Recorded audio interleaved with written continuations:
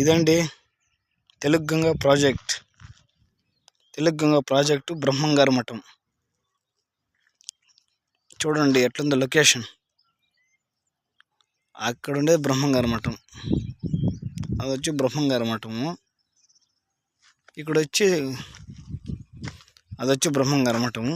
ఇక్కడ అక్కడ నుంచి ఒక 2 కిలోమీటర్స్ ఉంటుంది తెలుగుగంగ ప్రాజెక్ట్. అప్పట్లో కట్టినారు, బాగా కట్టినారు. ఇది ఇప్పుడు వాటర్ ఏం లేదండి, తగ్గిపోయింది. ఇక్కడ నుంచి చూడండి మా బుజ్జి కన్నా, మా బండి దీంట్లోనే మేము వచ్చామండి. పొలంనేరు నుంచి, చిత్తూరు జిల్లా పొలంనేరు నుంచి ఇక్కడికి వచ్చినామండి.